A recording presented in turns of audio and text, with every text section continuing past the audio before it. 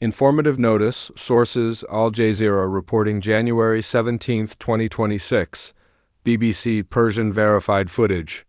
Human rights activist news agency HRANA established 2005, Iran International Investigative Reports. NBC News geolocation analysis. CBS News field reports, NPR international coverage, United Nations statements. Iran Human Rights Organization Norway-based. Cross-referenced with Iranian state media, Tasnim news agency, and official government statements. Old death toll figures attributed to specific organizations as verification remains limited due to ongoing internet blackout. Before we dive into what's really happening behind Iran's digital blackout, make sure you hit that subscribe button and turn on notifications. This story is developing every hour and you need to stay informed. Like this video right now to help spread the truth? The execution rumors spreading across the world aren't just rumors anymore. They're becoming reality. And what's happening in Iran right now is something the world cannot ignore. 20 days. That's how long Iranians have been fighting for their freedom. 20 days since shopkeepers in Tehran closed their stores and walked into the streets. 20 days since the Iranian rial collapsed to 1.4 million against the US dollar. 20 days since ordinary people said enough is enough. But this isn't just about economics anymore. This is about survival. Right now, today, January 17th, Supreme Leader Ayatollah Ali Khamenei is calling President Donald Trump a criminal. He's blaming America and Israel for every death. Every arrest, every bullet fired into the crowds. According to Al Jazeera's latest reporting, Khamenei claims that thousands have been killed by violent protesters backed by foreign powers. But here's what independent sources are actually documenting. According to the human rights activist news agency, over 2,500 people have been killed by security forces. Iran International investigated government sources and medical data and concluded at least 12,000 civilians died in just 2 nights. January 8th and 9th. 2 nights of massacre. Al Jazeera confirmed they reviewed footage showing dozens of body bags outside morgues in Tehran. The footage is undeniable. BBC Persian published verified video analyzed by forensic experts showing nearly 200 bodies scattered in a morgue, many with gunshot wounds. One victim was only 16 years old. The Iranian government disputes these numbers. Foreign Minister Abbas Araghchi told Fox News the figures are exaggerated. State television claims only 300 have died. But here's the problem with believing the government. Iran has imposed a near-total internet blackout for over 9 days now. Mobile communications are blocked. International calls are restricted. The country has disappeared from the digital world. NetBlocks, the cybersecurity watchdog, confirms this is one of Iran's longest digital blackouts ever. Why would a government cut off the internet if they have nothing to hide? If you're still watching, hit that like button. We're about to reveal something even more disturbing. The execution threats are real. On January 14th, Iran's judiciary head, Gholam Hossein Mohseniejeh, appeared on state television with a chilling message. He said trials and executions must happen quickly. His exact words, if we want to do a job, we should do it now. If we want to do something, we have to do it quickly. If it becomes late 2 months, 3 months later, it doesn't have the same effect.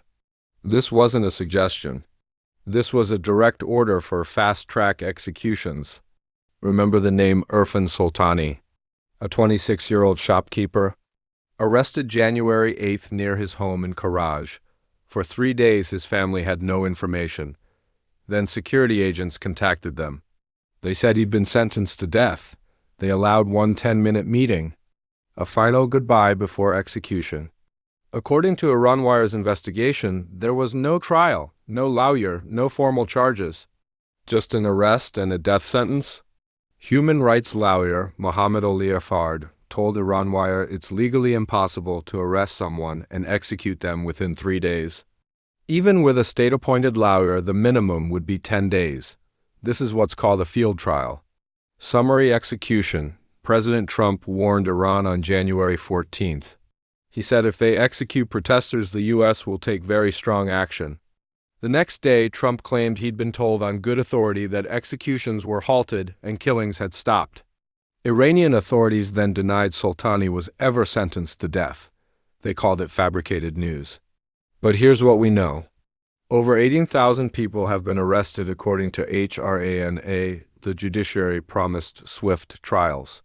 Tehran's Friday prayer leader Ahmad Khatami publicly called for executions of detained protesters. He called them servants of Netanyahu and soldiers of Trump. If you care about human rights, subscribe to this channel right now. Share this video. The world needs to see what's happening. Japan evacuated embassy staff from Tehran today. The U.S. withdrew hundreds of troops from Al Udeid Air Base in Qatar, a precautionary measure ahead of potential military action. The United Nations Security Council held an emergency meeting. Secretary General Antonio Guterres expressed shock at reports of violence against protesters. Iran's streets tell a different story than the government narrative. Yes, over 100 security personnel have been killed, according to state media.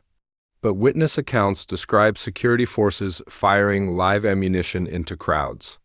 A man named Reza Iskandarpour, 37 years old, was shot 6 times by a rooftop sniper on January 8 in Tehran. He was helping a wounded friend when he was killed. Sarah Bebudi, a 45-year-old mountaineer, was shot dead by security forces January 9th in Rasht. Mohammad Reza Zamini, 41, father of a 17-year-old daughter, shot dead in Karaj. These aren't statistics. These are people, mothers, fathers, sons, daughters. The protests have reached all 31 provinces of Iran, from the largest cities to the smallest towns. This isn't about one incident or one demand. According to analysis from the National Council of Resistance of Iran, this is a conscious movement with an explicitly overthrow-oriented character. Protesters are chanting death to the dictator, death to Khamenei. Some are calling for Reza Pahlavi, the exiled son of the last Shah. Others are chanting no mullahs, no Shah, rejecting both theocracy and monarchy. The Islamic Revolutionary Guard Corps has deployed units across the country. The 29th Nabi Akram Operational Division was sent to Kermanshah. IRGC ground forces are flooding the streets. According to witnesses on January 8th and 9th, mostly IRGC and Basij militia were mobilized. These are the forces that use live ammunition. Here's the most terrifying part. The world is watching, but access to information is nearly impossible. Starlink satellite internet has offered free service to bypass the government shutdown, according to activists. Some Iranians can now make international calls, but the regime is hunting for anyone who speaks out. Families of detained protesters are being threatened. If they talk to media, more family members will be arrested. Make sure you're subscribed because this situation is changing every single day. The economic crisis that sparked this uprising is devastating. The World Bank projected Iran's economy would shrink in both 2025 and 2026, with inflation approaching 60%. And sanctions came back into force in September 2025. The June 2025 war with Israel and the U.S. destroyed nuclear facilities and killed hundreds of civilians and military personnel. Iran's economy is collapsing.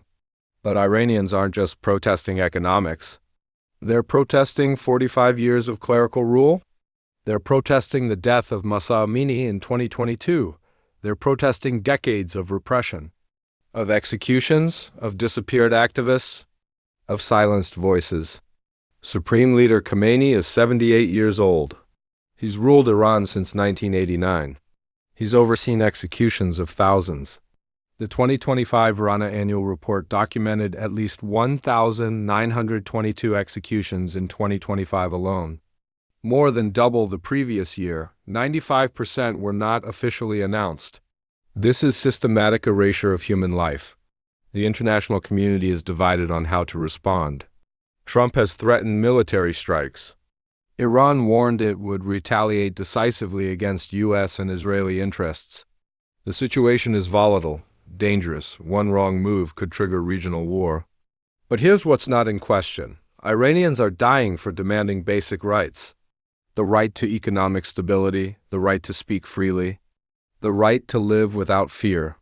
Videos that have emerged despite the blackout show protesters using fireworks and smartphone lights to create seas of light when the government turns off streetlights. Though some footage has been debunked as AI-generated, verified videos from BBC Persian show real explosions in Kerman and gunshots in Mashhad, real bodies in morgues, real blood in the streets. If you've made it this far, drop a comment below.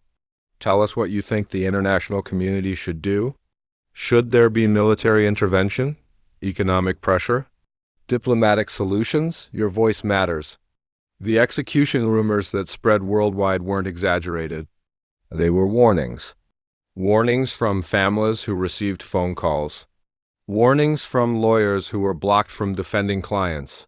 Warnings from activists who've seen this playbook before. In 1988, Iran executed between 1,000 and 30,000 political prisoners in what became known as the 1988 massacres. In 2019, between 300 and 1,500 protesters were killed. In 2022, 551 died protesting Mahsa Amini's death. The current death toll has already exceeded all of these. This is not normal protest suppression. According to multiple human rights organizations, this may constitute crimes against humanity. The UN Special Rapporteur Maisato warned that the scale and secrecy of executions could amount to exactly that. Crimes against humanity. The regime is desperate. Parliamentary Speaker Mohammed Bagher Ghalibaf warned of a Syrian-style collapse. Judiciary head Mohseni Ejei openly argued that repression must be fast or it loses its effect. These are not the words of a confident government. These are the words of a regime terrified of its own people. Hit that subscribe button one more time. Make sure notifications are on. This story is far from over. Iran's future hangs in the balance. Will this be another failed uprising crushed by brutal force? Or will this be the moment Iranians finally break free from clerical rule? The answer depends partly on whether the world pays attention, whether we amplify their voices, whether we refuse to look away. The people in the streets of Tehran, Kermanshah, Shiraz, Mashhad, and dozens of other cities are risking everything. They know the consequences. They've seen family members arrested, friends killed. But they're still marching. Still chanting, still demanding change. The execution rumors spreading worldwide are part of a larger pattern. A pattern of state violence designed to terrorize populations into submission.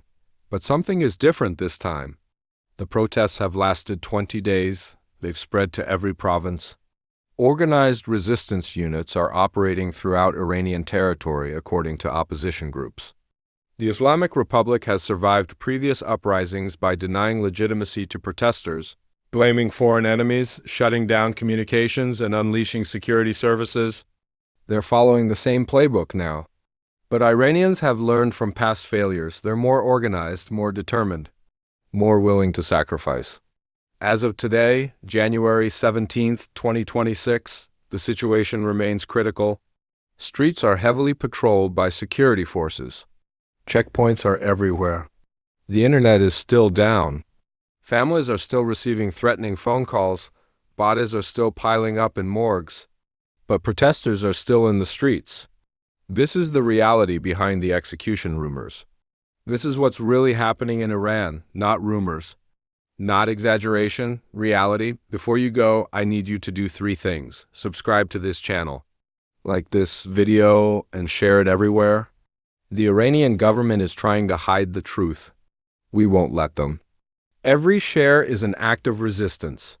Every view is a witness to history. The execution rumors that spread worldwide were a cry for help. A warning that innocent people were about to die. Some were saved by international pressure. Erfan Soltani's execution may have been postponed, but thousands of others weren't so lucky. Their names we'll never know. Their stories lost to the blackout.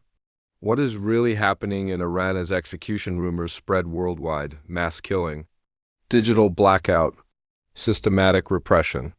But also courage, resilience, hope that change is possible. The world is watching. The question is, will we act? Or will we let another generation of Iranians be silenced forever? Thank you for watching. Stay informed. Stay engaged and never stop asking questions. Comment below with your thoughts. Subscribe for daily updates. And remember, the truth matters, especially when governments try to hide it. Sources available in description. All claims verified through multiple independent organizations. This is not propaganda. This is journalism. This is the truth.